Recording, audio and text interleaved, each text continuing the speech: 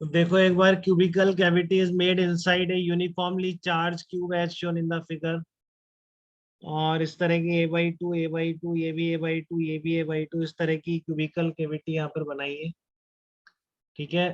और आपसे पूछ रहा है कि एट पॉइंट ए, जब आपने यहाँ पर इस तरह की कैविटी बना दी है तब ए पॉइंट का पोटेंशियल, और जब कैविटी नहीं थी तब एक ए पॉइंट का पोटेंशियल। ठीक है ना, इनका रेशियो कितना होगा। और जब कैविटी है इसी तरह फील्ड का रेशियो भी बताना है दोनों केस में।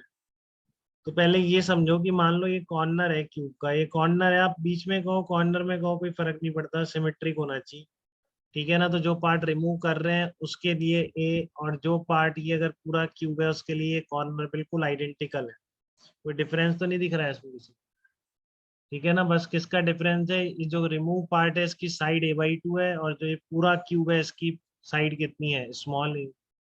तो यहाँ का टोटल चार्ज मान लो कितना क्यू होता है यहाँ पर, तो और साइड इसकी ये होती, तो आपका एक्सप्रेशन हमेशा कुछ ऐसा इसके प्रोपोर्शनल नहीं आता क्या, अब इसमें कोई भी फैक्टर ऐड हो जाता, ऊपर क्यू स्क्वायर तो नहीं आ सकता था, डायमेंशनली गलत हो जाता ना, k/q/a ये डायमेंशन है पोटेंशियल की। देखो ये बात आ रही है क्या सबको समझ में। आयुष आप बताइए। Yes sir. कि पोटेंशियल का जो फार्मूला होगा कुछ इस तरह का ही तो आएगा, वो कांस्टेंट इनटू q/a। ऐसा तो नहीं हो सकता नीचे स्क्वायर आ जाए, बताइए a स्क्वायर आ जाए नीचे, ऐसा हो सकता है? बोलिए बेटा, a स्क्वायर नीचे आ जाए ऐसा हो सकता है क्या? No sir. ठीक है ना, तो a ही रहेगा नीचे। तो अब q को आप क्या लिख सकते हैं, डेंसिटी मान लो रो है तो रो इंटू a³ लिख सकते हैं q को, density of the charge into volume. तो बेसिकली क्यूब के कॉर्नर पे जो भी पोटेंशियल होगा, ठीक है ना, अगर उसकी डेंसिटी रो सब जगह यूनिफॉर्म है तो किसके प्रोपोर्शनल आ रहा है, ए स्क्वायर के प्रोपोर्शनल आ रहा है। बोलो डाउट है क्या किसी को इसमें? धर्मांश आपको डाउट है इस क्वेश्चन में? तो रिमूव पार्ट के कारण कितना होगा पोटेंशियल, वही करना है, सुपरपोजिशन लगाना है, पूरे पार्ट में से रिमूव पार्ट का माइनस कर देना है, तो पूरे पार्ट का प्रोपोर्शनल टू ए स्क्वायर आ रहा है। और रिमूव पार्ट के लिए पोटेंशियल कितना होगा, a/2 का स्क्वायर हो जाएगा, साइड a/2 है उसकी, a²/4 हो गया है रिमूव पार्ट के लिए। ठीक है। तो potential due to left part, मतलब बचा हुआ जो पार्ट है कितना हो जाएगा, पूरे पार्ट के कारण माइनस रिमूव पार्ट के कारण। अब ये कांस्टेंट तो एक ही है दोनों के, कांस्टेंट तो एक ही रहेंगे, अलग नहीं हो सकते हैं। ठीक है। तो क्या होगा, आपसे रेशियो पूछा है तो v डबल डैश, तो ये हो गया आपका v माइनस v डैश। तो v double dash upon v पूछा है तो आप डिवाइड कर दीजिए v से, तो ये v डैश अपॉन v आ गया। तो यहाँ से ये v डैश अपॉन v नहीं निकलेगा क्या, जब दोनों का प्रोपोर्शनलिटी पता है। ठीक है। तो कितना आ जाएगा, वो 1/4 आ जाएगा, तो 1 माइनस 1/4 कितना हो गया, 3/4 हो गया। ध्रुव आप बताइए आपको आया कि नहीं, आप डायमेंशन वाले नहीं करते ना, तो आपको कोई डाउट आ रहा है क्या इसमें?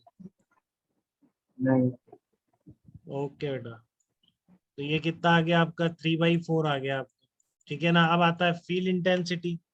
तो फील्ड इंटेंसिटी सिमेट्रिक है कॉर्नर पे, ऐसा नहीं हो सकता बड़े क्यूब के कारण डायरेक्शन अलग हो जाए, छोटे के कारण अलग हो जाए, एकदम सिमेट्रिक पॉइंट है ये। रिमूव पार्ट के कारण और बड़े क्यूब के कारण एक ही लोकेशन में कोई डिफरेंस नहीं है, तो just because of symmetry, okay Naman, very good बेटा, जस्ट बिकॉज ऑफ सिमेट्री मैं बोल सकता हूँ कि पूरे पार्ट के कारण और रिमूव पार्ट के कारण फील्ड की जो डायरेक्शन होगी वो अलग नहीं हो सकती, सेम होगी। ठीक है। अरे निशांत आ रहा है समझ में? आपने पूछे नहीं डाउट आपके पहले के, सब क्लियर है आपको पहले के लेक्चर?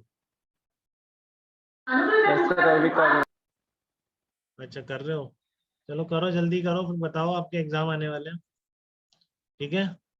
तो आप देखो k³ यस सर। ओके बेटा, k³ upon a square, cube की जगह रख दिया रो इंटू a³, तो कितना हो गया, ई प्रोपोर्शनल टू a हो गया। ठीक है।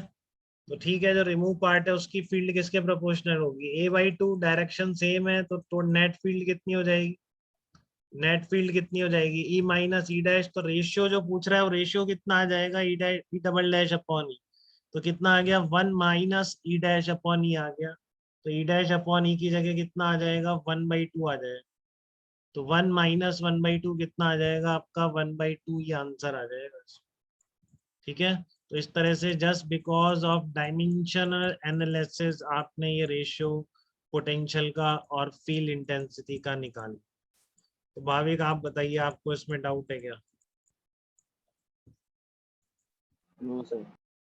लक्ष्य आप सारा कवर कर रखा आपने, छोड़ तो नहीं रखी है चीजें?